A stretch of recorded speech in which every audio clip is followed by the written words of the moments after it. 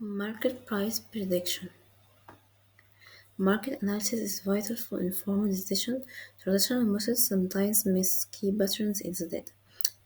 That's why we are turning to advanced machine learning techniques like time series analysis. The aim empowering businesses to plan smarter by predicting market trends. First, we choose quantity data. Observed data, it reveals a clear declining trend from around 1996 to 2002, followed by a relatively stable fluctuations with a consistent pattern. Trend indicate a significant downward trend in quantity during the early years, which is later becomes stable. The seasonal component captures the repeating patterns or cycles within the data on a yearly basis. Residuals, there are no apparent pattern in residual, which is good sign. First, suggests that the model will be captures the underlying structure of the data well. Then we work with price mode. Observed data, there are notable fluctuations with a significant spike around 2013 and 2015.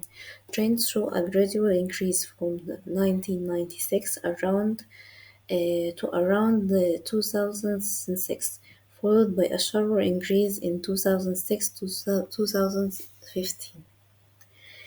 Seasonal component capture repeating patterns or cycles within the data, and residual fluctuates around zero, and which is expected that the decompositions most capture most systematic patterns of data.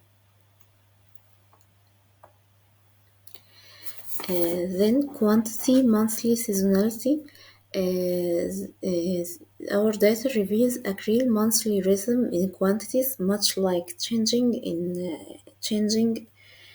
seasons at the year's start. There is a surge in activity, peaking the first quarter, then summer arrives. See a dip in quantities during June and July, and August. Towards December, there is a notable increase possible to holiday demand. And the price mode similarly follows a arithmetic pattern, where the increase in the October and April and May have the lowest prices. Then stationary test, we use two ways to do that. First, ruling statistics. Ruling by calculating the moving average or ruling means, we can smooth our data, making trends more evident.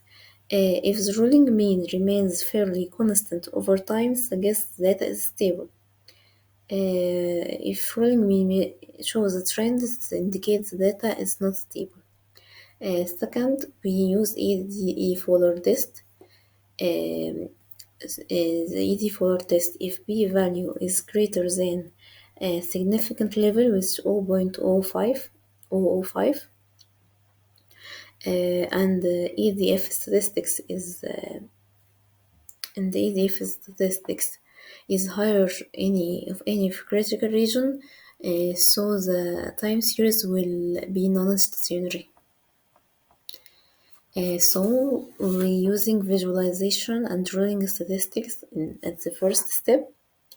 We notice that from two figures that the price and the quantity haven't a consistent mean and a consistent standard deviation or variance over time.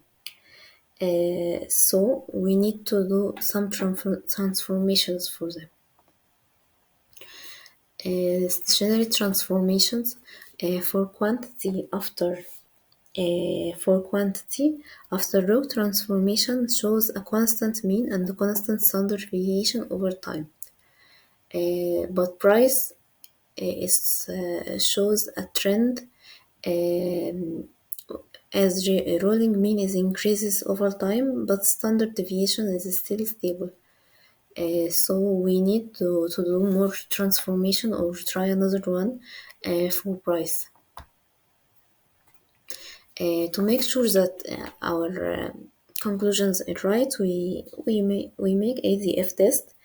We make sure that quantity is stationary as p value is less than 0.05, but price is not stationary as the price is as p value is greater than 0.05. Then we make transformation for price. We try differentiating the data and remove the trend and do ADF test, and the p value is lower than 0.05. So the price is now stationary. Then we make our models. First, we start with quantity prediction. Quantity prediction, we used a RIMA model as the seasonalities appeared in data. Appeared in data. So um,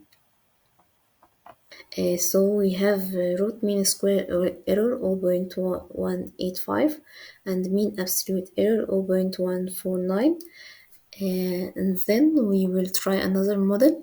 We use the long short term model with root mean square error 0.02, which is greater than the SRIMA model. So SRIMA model provides more accurate forecast compared to long short term methods.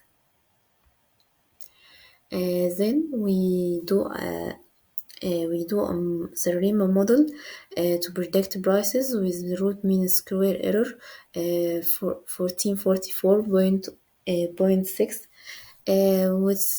which is responsible job in fitting.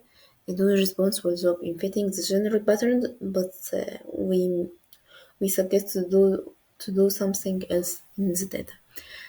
So we tried another model. We tried profit model, but Sarima model was provided better estimations. So we tried to make multivariate time series. Multivariate time series captures the complexity of data, especially for price data, and multivariate time series showed promise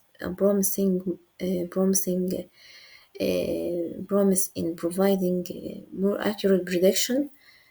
So the utilization of long short-term methods for the univariate time series forecasting proved to be a promising approach.